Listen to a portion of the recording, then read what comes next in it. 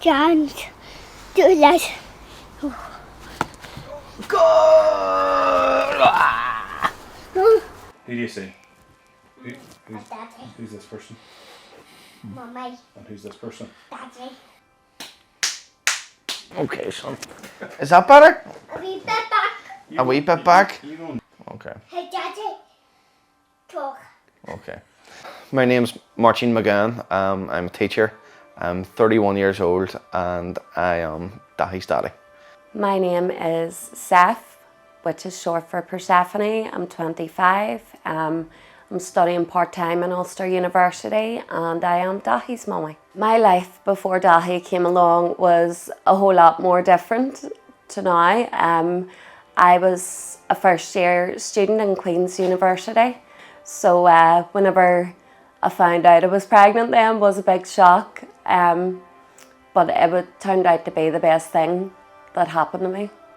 At Seth's 20-week scan, we were going to the 20-week scan and originally we were going to find out the sex of the baby. Well, we're more just an excited young couple and looking to see the baby's face and see if he's sucking his thumb, if it's a boy or a girl.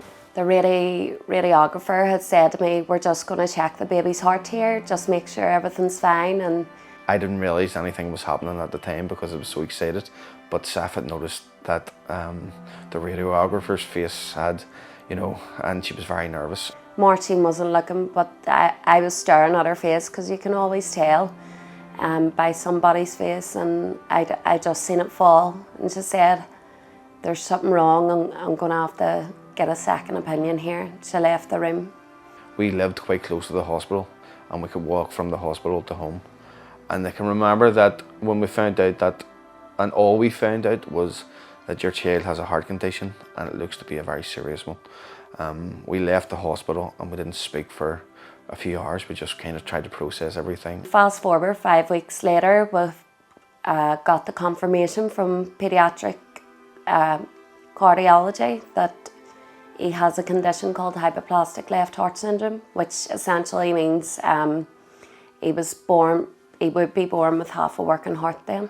He was born on the 21st of October 2016 and it was all very chaotic, there was a lot of monitors involved and a lot of doctors, nurses. The whole room was absolutely packed with people just ready to pounce, in case they had to intervene. But all I repeated the whole couple of days was all I want to do is hold him before he goes to neonatal. It's all I want to do. And I was allowed to hold him for about 10 seconds.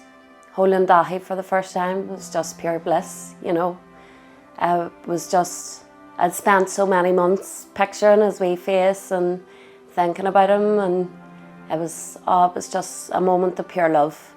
You know what, really, throughout Seth's pregnancy, I just kind of put it to the back of my head and didn't really think about it. But when Daithi was born, he was brought to London. And after that, really, that's when, you can't hide anymore. And, you're there, you're in London.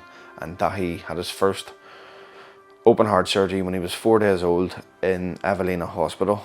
It was a horrible time of our lives, to be honest. I mean, you see on TV and cinema and things open heart surgeries, but you never see it on a wee tiny little baby. The one thing that stuck out to me was the surgeon saying, his heart is the size of a walnut, and they were going in and working magic on him and giving him a wee bit of extra time. It went to plan medically, but Daithi's body didn't respond the way they would have thought. We had to sign consent forms and, we were told all the risks and things weren't looking too good for him. But it was the only chance he had and we were going to give him every chance. So signed him away, gave him a wee kiss, and he came back and he was on life support for 6 days. And that was tough, his chest was open for 18 days. We could see his wee heart beating and he was sedated and really he was fighting to hang on, In January 2018, we got the devastating news that There was nothing else that the doctors could do for Daithi in London, and that a heart transplant would be his only chance. Fortunately for Daithi, he was accepted onto the list on the 1st of June of 2018, so that makes him over 3 years on the waiting list for the gift of a new heart. And that is when, really in June 2018, our Donate for Daithi campaign started. He is absolutely nuts. He's a wee rascal and he is every will and turn of his daddy. Boxing mad, football mad, you know, loves all the sports, thinks he's one of the lads. And he's really coming on leaps and bounds. You know, he was tube fed for quite a long time, and it's amazing just to see him running about speaking and holding conversations with people, being cheeky, being a wee rocket, you know. And he's just, the personality just shines out of him. I'm so proud of who he's becoming. Yeah, my hope for the future is that Daithi grows up and is able to experience a fantastic life full of love and memories. The aims of our Donate for Daithi campaign are to promote organ donation and raise awareness of the benefits of organ donation through Daithi's personal story. A friend of ours worked with a heart charity who is a massive Coleraine fan. That friend, he reached out to say that Coleraine had a pink European jersey and that it would be a perfect way to raise a bit of awareness of organ donation, because pink is the colour of NHS organ donation. Organ donation does not discriminate. Organ donation doesn't know any borders, any club jerseys or any flags or emblems.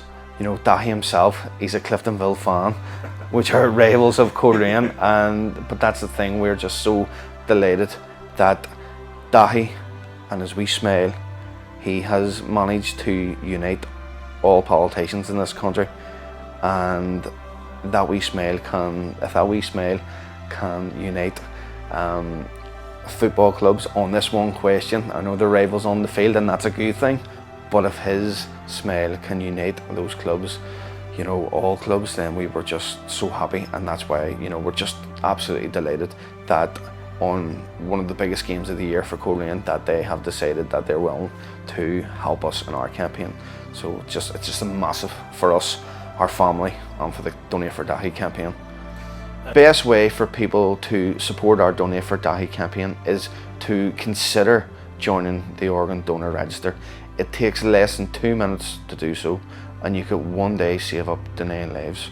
More importantly again, is to have the conversation about organ donation. Have that wee chat with your loved ones and your family to make sure that they know your organ donor decision. Like, there's no amount of money in the world that can save our Daithi's life, but a simple conversation can. Right, I'll say it and then count to 3 and then you do it, okay? Organ donation saves lives. 1, 2, 3. Oh, that's good. Do it.